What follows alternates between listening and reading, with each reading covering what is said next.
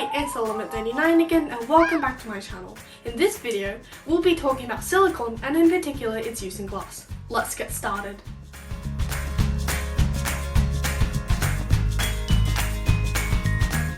Glass. We see it every day from the comfort of our homes, vehicles and offices. The transparent, fragile nature of glass makes it central to our lives. One of the most important and most used materials in our modern world, glass has been part of humanity's arsenal of materials for thousands of years and thousands more to come.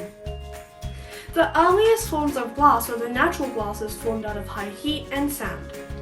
Called fulgurites, these natural glasses were made when lightning struck the sand of the desert, forming a mass of loosely fused sand shaped like a jagged cylinder but with a smooth and hollow inside, with the color varying from a grayish black to translucent depending on the desert where the lightning struck.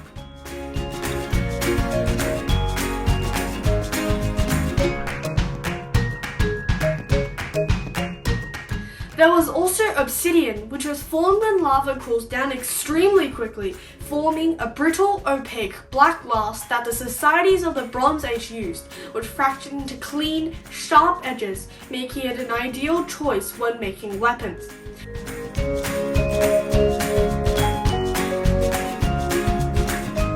However, obsidian was concentrated in circle and local areas, namely societies and civilizations around volcanoes, so it was widely traded and was a valued commodity between the Bronze Age societies and civilizations.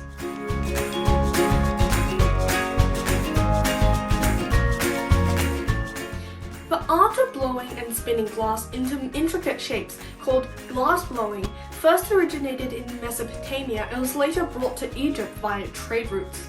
There, the Egyptians used glass as a glaze for their beads, as well as blowing and spinning the glass into shapes and containers for the rich to use.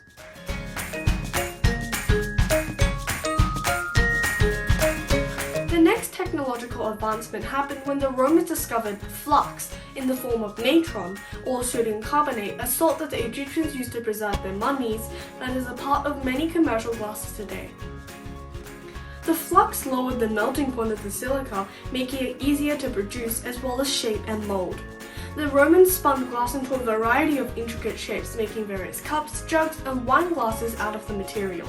Now they could see the wine's color and clarity, things that we, or at least the adults, now look out for when we are drinking wine or any other beverage such as beer or even soft drinks. The Romans also invented the first modern mirrors, using a layer of glass to coat the metal, making the mirrors last much longer and made with fewer materials. This invention also resulted in the creation of the window, a term which came from Old Norse meaning wind eye, although they were small and fused with lead to keep them together. Because of the many thousands of kilometers of roads that the Romans had built as part of their empire, the glass was able to be quickly and efficiently transported from the factories and workshops where the glass was made to the ports and roads to be carried off to buildings and construction sites around the Roman Empire. Glass became a highly valuable trading material between the Chinese and the Romans due to the limited success the Chinese had in making their own brittle and colored glass that they used only for toys, and eventually stopped using altogether in around 220 AD. In return for the glass, the Chinese gave the Romans silk and porcelain, which requires, like glass, much skill and science to accomplish. Although the Romans innovated glass in a form that we can recognize today, the story of glass is far from over, as Roman glass was far from perfect.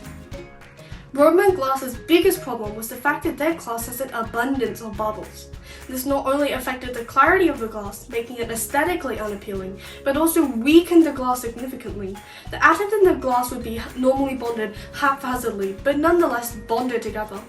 When the glass has bubbles in it, the atoms on either side of the bubble are no longer bonded, compromising the strength of the glass. The larger the bubble, the more fragile the glass was. This fragility of the Roman glass was partially why the art of glassmaking was lost for a few centuries after the fall of the Roman Empire, as the evidence of glassmaking had been lost, as well as the processes and the recipes. The other problem with Roman glass was its color. A significant portion of the glass found in Rome is either a yellowish translucent color or aqua, a greenish blue, making it hard to make windows and other objects with it.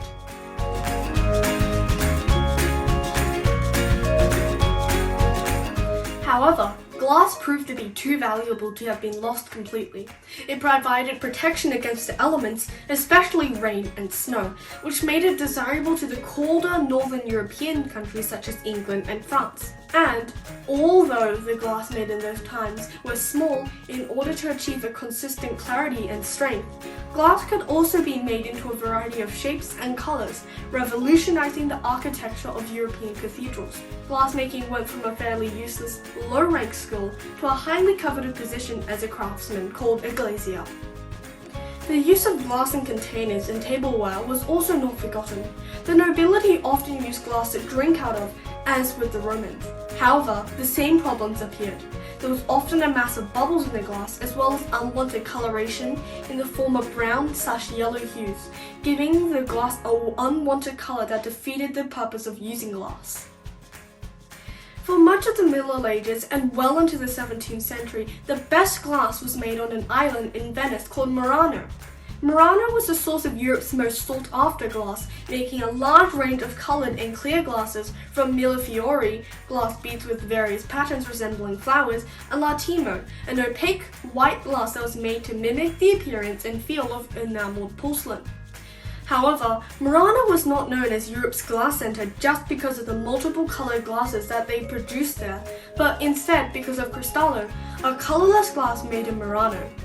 Cristallo in Italian means crystal, for its similarity to rock crystal shine and clarity, unlike earlier glasses, which are often tinted a light yellowish green or brown, making the glass appear to be smoking looking, which was caused by impurities in the sand they used to make the glass.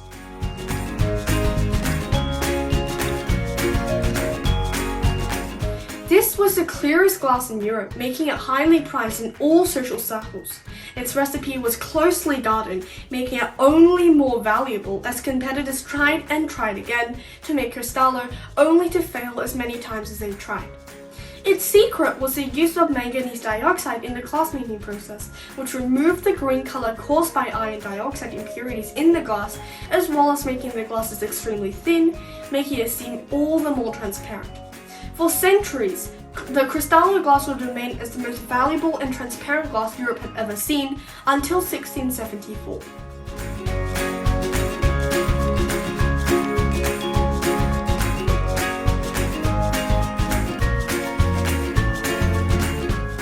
Up to this point, Cristallo was the clearest and the shiniest glass that Europe had ever seen.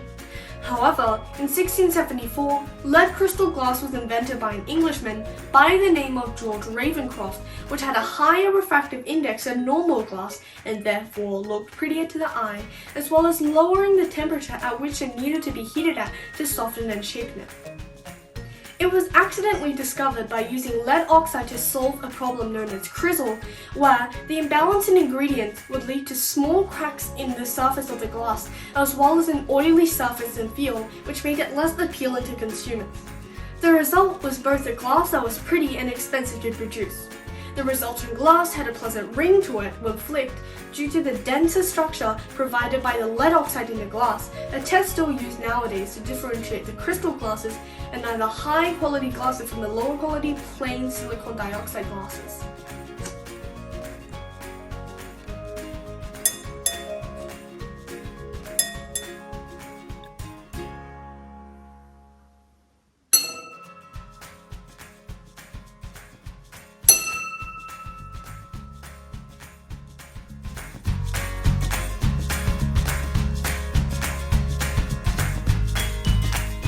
Surprisingly, the use of glass in glass containers is not the only way that glass is used in cookware. Porcelain, another common occurrence, also uses glass, but in a very peculiar way. Porcelain is made out of the white kaolin clay, which in itself is made out of rocks that have been eroded into microscopic crystals over the course of many millennia, coated in a thin layer of water that gives clay a certain degree of plasticity.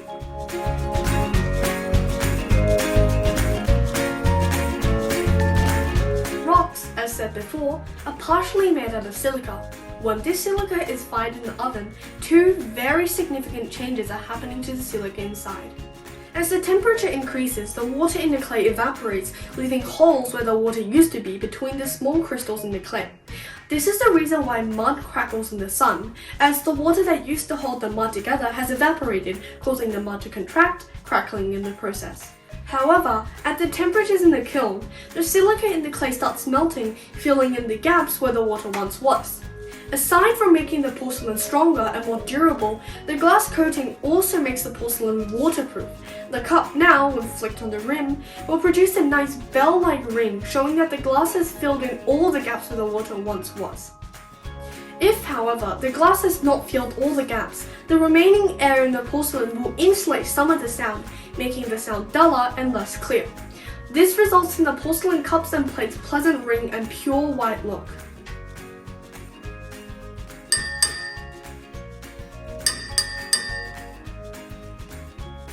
Glass is an amorphous solid, meaning that its atomic structure is irregular and random.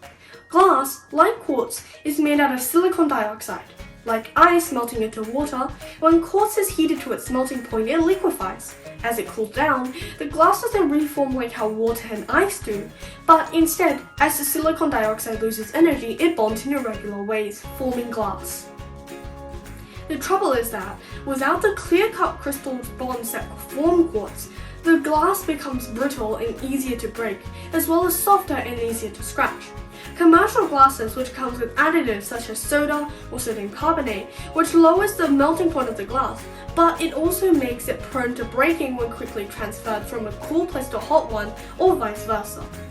This is caused by the sodium in the soda binding more strongly to the oxygens than other silicons and other oxygens in the crystal structure called non-bridging oxygens. This compromises the strength of the glass and makes it more prone to shattering after rapid changes in temperature. This is called thermal shock and is the reason why the majority of cookware made by glass is borosilicate glass, which has a higher tolerance to thermal shock and is made with an additive known as boric oxide. What the boric oxide does is promote the formation of bonds between the silicon, the oxygen, and the boron, making for a stronger glass that can withstand sudden temperature changes of about 165 degrees Celsius, making it useful in making not only cookware, but the majority of lab glassware, beakers, and flasks. The purest form of glass, quartz glass, is glass made with quartz crystals instead of pure silicon dioxide powder and almost no additives. This results in a glass that is extremely resistant to thermal shock, being able to withstand sudden temperature drops of 1,000 degrees Celsius multiple times without shattering, as well as keep its clear color and transparency. Another property of quartz glass is its ability to be transparent from anything from the near-infrared to the ultraviolet ranges, making it useful for many things. Quartz glass is used as a material when making lenses for research purposes, as well as being used to make windows for the ISS, deep ocean exploration videos, lab glassware, and optical fiber, widely used in telecommunications.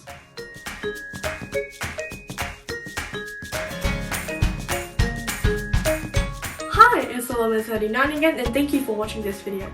Next time, we'll be talking about the use of silicon and transistors and how they're still being innovated to this day. Don't forget to like and subscribe to my channel, and see you in the next video. Bye!